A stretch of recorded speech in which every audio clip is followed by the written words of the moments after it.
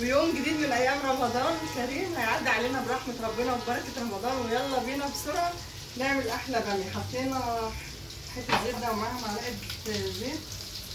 هنحط فيها البصلايه عشان نعمل الباميه الجميله بتاعتنا في الفرن ان شاء الله. ادي البصلايه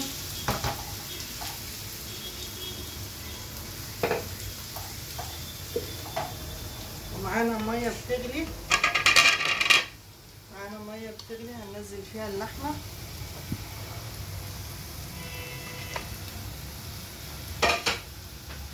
اللحمه طالعه من الفريزر على طول، انا ما بغسلش اللحمه، هسيبها تغلي ثواني واشيل الريم بتاعتها وبعدين نغطي عليها.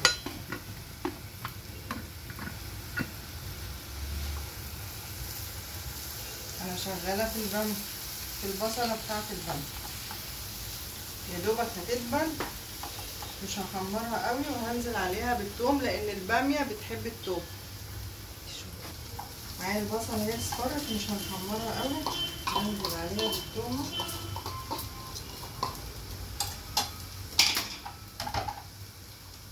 الثوم ده اللي احنا مفرزينه مع بعض قبل كده، هتلاقي التفريز بتاعه في القناه ان شاء الله. لو دخلت على الصفحه القناه وكتبتي تفريز الثوم هيطلع لك على طول. ده بينفعك طول السنه، وفي اي وقت بتحبي تعملي حاجه بسرعه بتلاقي حاجتك جاهزه.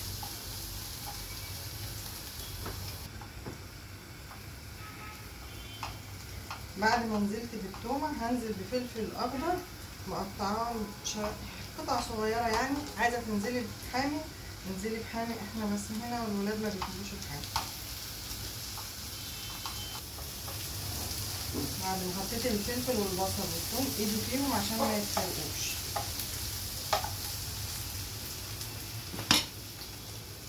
هنا اللحمه بتاعتي شلت منها الريم عشان ما يبقاش فيها اي زفاره.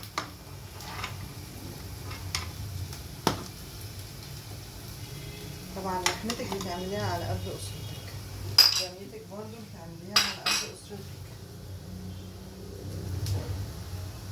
هنا حط لها الحبهان المطحون، اللحمه، الفلفل الاسود. اختي شايفاكي وانت بتضحكي وبتقولي الفلفل كتير، الفلفل مش كتير، اختي عارفه نفسها، ودي المستكه. ما بحطش اي توابل للحمه لان مش عايزاها طعمها يضيع منها.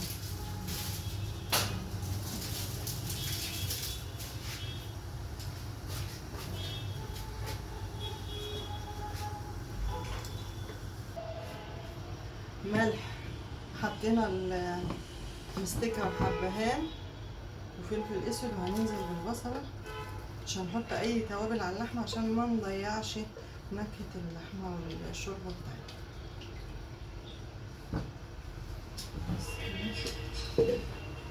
انا غيرت الحله لاني لقيت التانية الكاوتش بتاعها بايظ، هقفل عليها لان احنا بدأنا الساعة 5 كده، قفلنا على لحمتنا.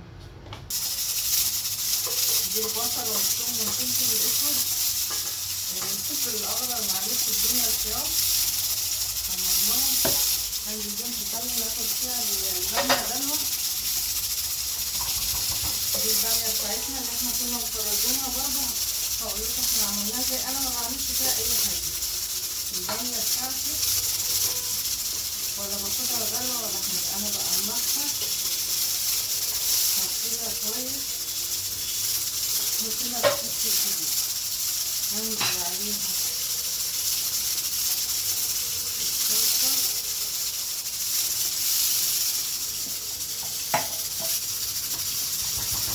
انا بسيبها غلوة على البوتاجاز قبل ما ادخلها الفرن مع اللحمة بتاعتها تستوي. هنا البامية نزلت على البصل، ادي الثوم طبعا، عصير الليمون معلش، عندي حبة شوربة صغيرين هعملهم بيها،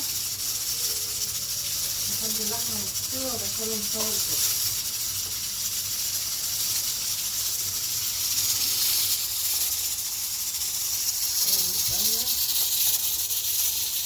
البصل، الثوم، اللحمه، والفلفل الاخضر، وعصير الليمون، ادي الملح.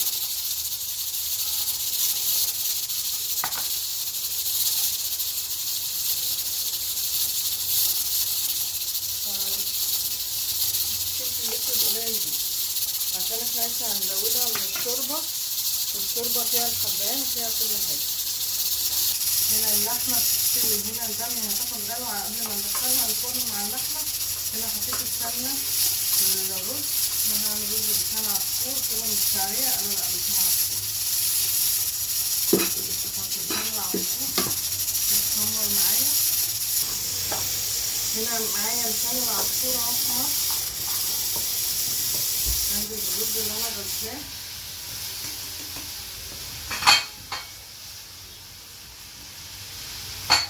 عشان تضمني ان الرز بتاعك احنا هنخلي تشوحيه مع لسان العصفور او مع الشعريه او هو لوحده، حتى لو هتنزلي بيه ابيض. احنا غسلينه ومنشفينه الميه، هنشوحه تشويحه بس كده. التشويحه دي هتخلي الرز بتاعك مفلفل وجميل. اصلا انا بقى واقفه في ريحه الباميه وريحه اللحمه وجعت. خلاص كده شوحت الرز مع لسان العصفور كويس. احط الملح بتاعي اللي انا عايزاه،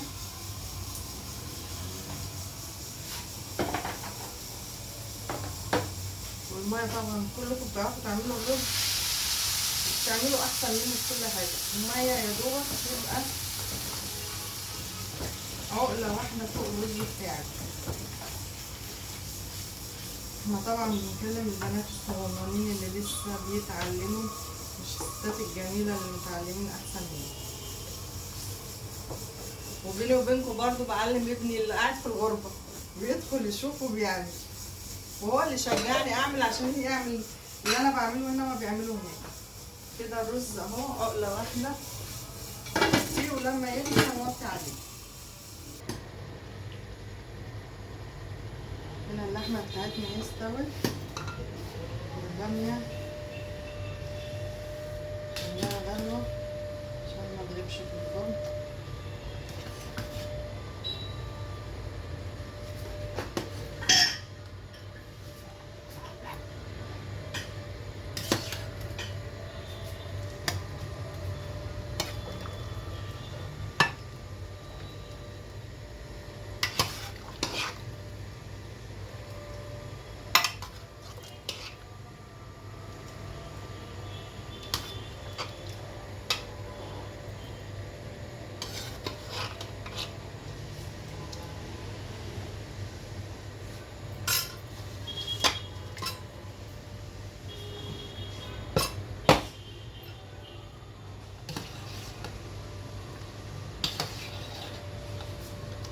طبعا انت بتعملي الكميه بتاعتك على قد الاسره بتاعتك وعلى قد احتياجاتك. تعملي كيلو، تعملي نص، تعملي كيلو ونص، حسب انت محتاجه في الباميه واللحم. كده الطاجن بتاعنا هدخله الفرن، هيقعد 10 دقايق بالظبط. ومع الاذان بالظبط طلعنا باميتنا بالشكل الجميل اللي انتوا شايفينه. يبقى افطارنا النهارده باميه رائعه في الفرن، جربيها وعمرك ما هتندمي، هتدعيلي. ومعانا الرز، ومعانا باقي الكشك بتاع امبارح. وينعاد علينا وعليكم رمضان بالخير، وكل سنه وانتم طيبين ومتجمعين مع كل حبايبكم.